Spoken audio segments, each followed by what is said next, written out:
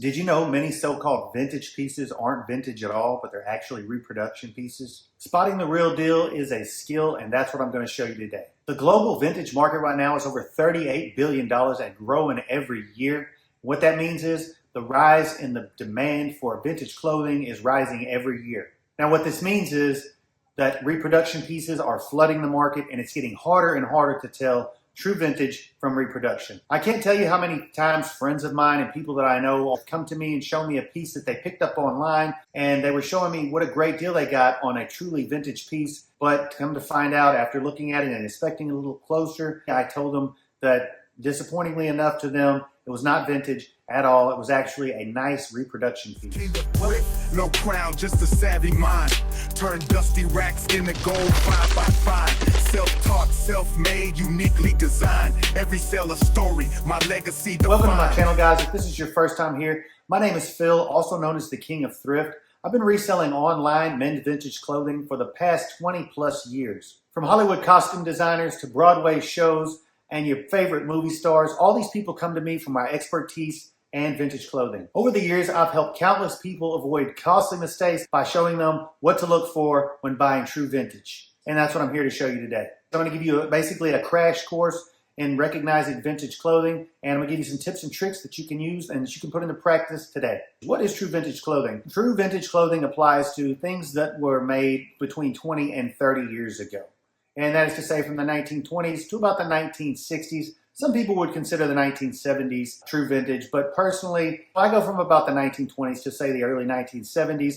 Anything in the 1980s up to about the 2000s is considered retro vintage as far as I'm concerned. Now, in contrast, reproduction pieces, or what a lot of people call retro pieces, are vintage-inspired pieces. They are designed to look old. They are designed with the vintage styling in mind. So they are styled after vintage clothing, but they are made in modern times using modern methods and constructions and modern materials as well. So how can you recognize true vintage pieces? I'm going to be covering just a few ways to give you some quick tips and tricks. As I said, number one, a good way to know whether something is true vintage or not is a union tag. Now, union tags were used pre-1970s, and they were very common in the early 1920s up to about the 1960s. It was very common to place a union label within the piece or article of clothing. A union label is basically going to indicate that a higher level of craftsmanship than especially what you see today. And it's going to, number one, it is going to show that it was made in America and it held to a higher standard of craftsmanship. And number two, it was manufactured using fair labor practices. But it's also going to indicate the different eras. Now, what that means, what I'm saying is basically, depending on the era, the union tags changed over time. So by studying and looking at the union tags, that's going to give you a little better indication as to the era that it was manufactured, as well as the fact that it was true vintage. Now, very rarely are reproduction pieces actually include the union tag, and they will do that even though it wasn't actually union made, just for reproduction purposes to make it look more authentic.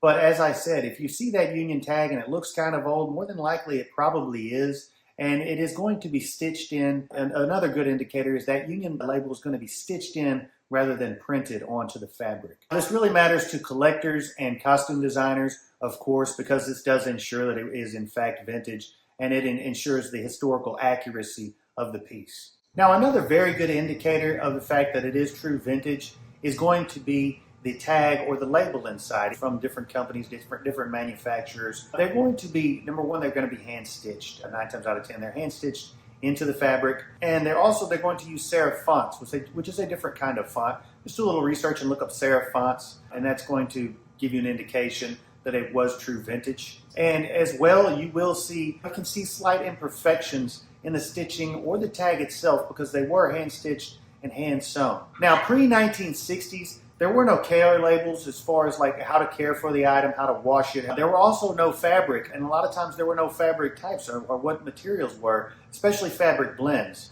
So if you see fabric blends, that's going to indicate more than likely a late 70s, early 80s piece, because the blends didn't come around until about that time. So it's going to be maybe 100% wool, 100% linen, cotton, these types of things. Now, another way to know, guys, is fabric content. Now, back in the day, vintage clothing, there was no synthetic fibers, synthetic materials didn't come around until around the 50s or so, and they really didn't get popularized until the late 60s and 70s. By the time the 70s rolled around, polyester was all the rage, and everything was being made from it. It was like a wonder material.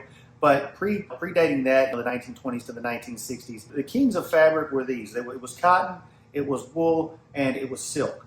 Now there's also linen. Linen you didn't see as often, but it was also available during those times. And these are natural fibers, in case you didn't notice. So that's what you're looking for. Now, having said that, what I mean is you need to familiarize yourself, because like I said, many times these labels do not have the material content. So you need to familiarize yourself with the look and the feel of each one of these particular fabrics. You need to get out there and feel, wool. You need to feel cotton. You need to feel linen.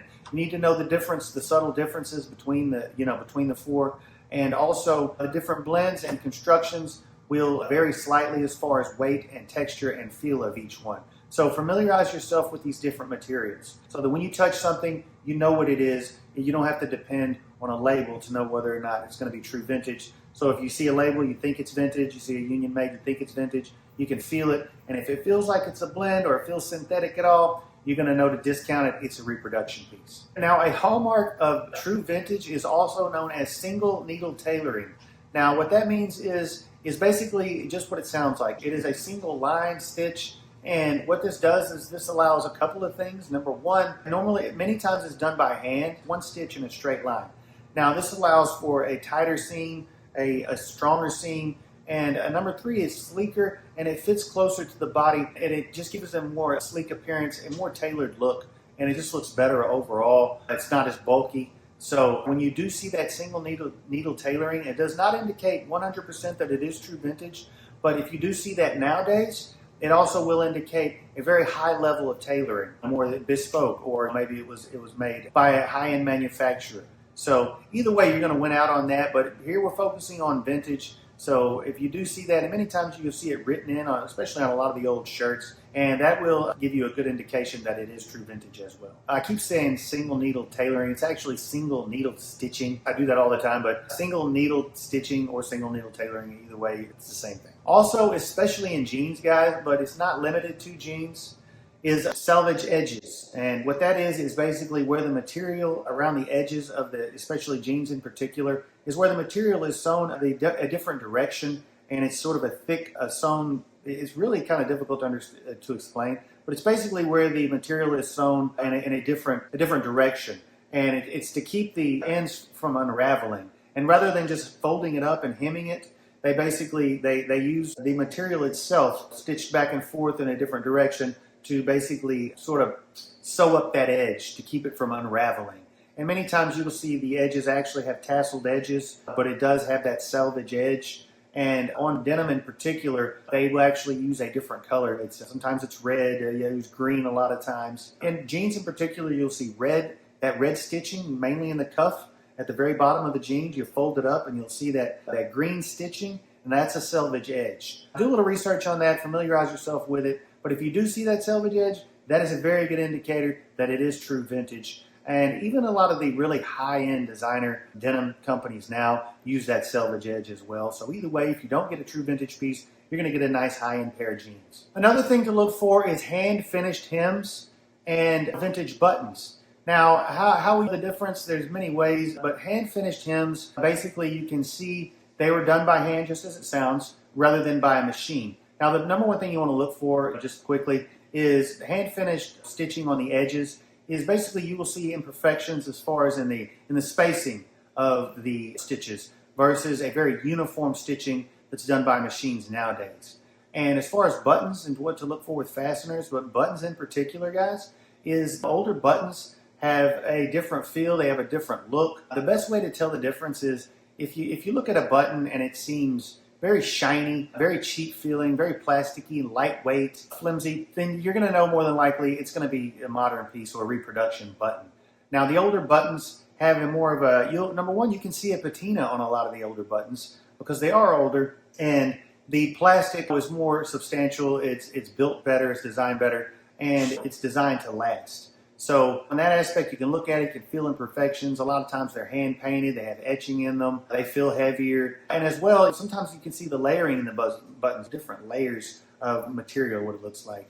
and a lot of the older buttons. I could talk about buttons for an hour, guys. But as you do a little research on buttons, look at a lot of different buttons, look at some true vintage buttons versus some modern day buttons, and you'll see the difference. Older buttons were made of Bakelite and Lucite, different materials that they're not used today. Metal buttons, they were used metal buttons, coconut buttons, wooden buttons back in the day. So you can look for all these things. It's a good indication that it is a true vintage piece. And as well as the way the buttons are sewn on. If you look and take notice, you'll be able to tell that they were sewn on by hand, whether or not they were sewn on by a machine. And on that note, guys, look for fasteners as far as zippers. As far as zippers goes, metal zippers were used a lot back in the day, whereas today, a lot of plastic zippers are used. So look at the difference. If you see a plastic zipper, 9 times out of 10, it's not a vintage. If you see that metal button, that metal zipper, look at it, take a close look at it, give it a good up and down. If it's kind of sticky, maybe a little crusty, then more than likely it probably is a true vintage. Look for a good zipper is Talon. So if it says Talon on it, more than likely it's going to be a true vintage piece, especially if it's metal on top of that. So, okay, guys, another thing to look for is era-specific prints or designs. So that is to say, during the 30s or 40s, you had a lot of atomic designs. That's what it's known as, atomic or Art Deco. Do a little research on these two words. That'll give you a better idea. Atomic is basically molecular. Science was hot, space, outer space, that kind of stuff. During the 60s, we had the mod prints, which is to say a lot of two-tone, maybe black and whites. You had checkerboards going on during that time. You had abstract paisleys and floral patterns, stripes, that kind of stuff. And so that's something to look for. Familiarize yourself with these different designs depending on the era. And that's going to give you a good indication, as well as all these other things I've told you about. When you put it together, if you think something is true vintage, but yet the design doesn't match the era that you're thinking, then that's going to give you an indication as to when it was manufactured. And again, if it's just a reproduction piece on top of that, maybe it has all the telltale signs of a true vintage, but then the design is off for the era, and that will let you know. Or if it's a modern type design, that'll let you know that it is not a true vintage, that it's actually a reproduction piece. So familiarize yourself with these things. One last thing on that note, guys, a lot of the older designs, vintage pieces, have much more muted colors. In other words, they're not as bright or vibrant or neon type colors as they are now. And that is because these synthetic dyes were not available back then. They were more natural. So over time, again, things wear and they sort of fade. So you want to look for a little more muted colors, not so bright. That big, bright, bold, sharp, dark colors or bright colors is going to be a telltale sign that it is a reproduction piece. And on that note, guys, if the condition is too clean and too crispy, more than likely it is a reproduction piece, because older pieces obviously have sometimes been through the ringer. They've seen a lot of history. Like I say, like to say, every piece has a story to tell, depending on where it was worn, what it's been through, and the hell it's seen. So with that in mind, guys, if it looks too clean and it looks too crispy, more than likely it's a reproduction piece. Okay, guys, and on tags, again, I just want to touch on this a little bit more. Look at those tags, those labels, and if they're printed on, that's a telltale sign that it is not true vintage. The older vintage tags are stitched in, so that's going to be a key indicator. Also, big bold labels, big bold logos and labels of the name brands is another indicator that it's more than likely a reproduction piece, because back in the day, things were more subtle and modest. So keep that in mind. Okay, another thing that's going to be a quick indicator of a reproduction is going to be spandex. If you see spandex, it is not vintage. So today we covered how to identify vintage versus reproduction through the hardware, through the construction, through the stitching, through the labels, through the buttons, all these types of things. And as far as prints as well, you put all these things together, guys, this should give you a pretty good indication as to what is true vintage and what is not. Now, let me know, what do you find the hardest as far as trying to figure out what's true vintage and what's not? Drop that down in the comments section and I'll do an upcoming video on it. And if you found this video helpful, make sure you like and subscribe. And if you're a collector, a costume designer, or just a vintage lover, or you're new to vintage at all, make sure you check out my other videos for more tips and tricks about identifying vintage and identifying the values of vintage. I'm going to be doing more of these videos in upcoming days, guys, so make sure you tune in, hit the little bell notification so that you're notified of my latest drops. And remember, true style never goes out of fashion. Wear the past, own the present, and I will see you in the next video.